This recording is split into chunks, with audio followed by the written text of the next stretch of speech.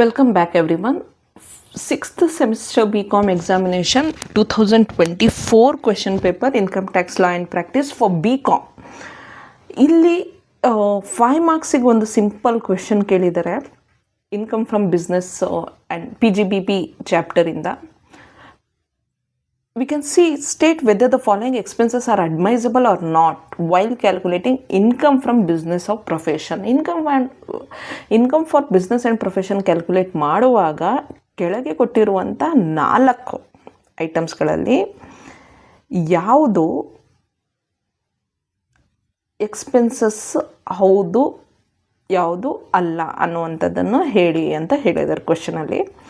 ನೋಡಿ, first repairs and renewals of business premises ಅಂತ ಕೊಟ್ಟಿದ್ದಾರೆ. Repairs and renewals of business premises ಅನ್ನೋದೇನಿದೆ ಅದು ಬಿಸ್ನೆಸ್ ರಿಲೇಟೆಡ್ ಎಕ್ಸ್ಪೆನ್ಸಸ್ಸೇ. ಅದನ್ನೇ ನಾವೇನಾದರೂ ಬಿಸ್ನೆಸ್ ರಿಲೇಟೆಡ್ ಬಿಲ್ಡಿಂಗನ್ನು ಎಕ್ಸ್ಪ್ಯಾನ್ಷನ್ ಮಾಡ್ತಾ ಇದ್ದೀವಿ ಅಂದರೆ ಅದು ಕ್ಯಾಪಿಟಲ್ ಎಕ್ಸ್ಪೆಂಡಿಚರ್ ಆಗುತ್ತೆ. ಆದರೆ ಬಿಸ್ನೆಸ್ಸಿಗೆ ರಿನ್ಯೂವಲ್ಸ್ ಮಾಡ್ತಾ ಇದ್ದೀವಿ, ರಿಪೇರ್ಸ್ ಮಾಡಿಸ್ತಾ ಇದ್ದೀವಿ ಅಂತ ಬಂದರೆ ಅದು business related ಎಕ್ಸ್ಪೆನ್ಸಸ್ಸೇ.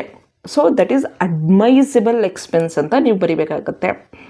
20,000 rupees admissible expense, allowed expense ಅಂತ ಬರಿಬೇಕಾಗುತ್ತೆ. Next B, employers contribution to RPF. ನೋಡಿ, RPF ಅಂದರೆ ರೆಕಗ್ನೈಸ್ಡ್ ಪ್ರಾವಿಡೆಂಟ್ ಫಂಡ್ ಅಂತ ಅರ್ಥ.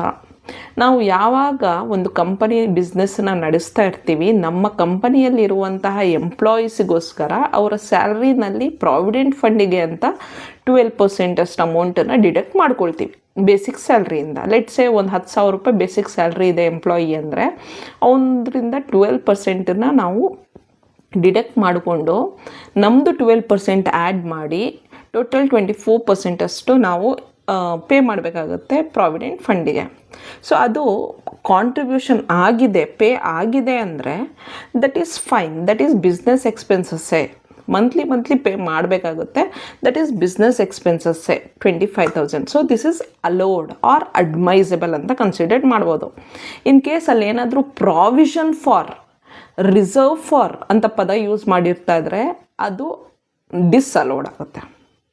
Okay, next C, commission of 50,000 paid to secure a business order ಅಂತ ಇದೆ.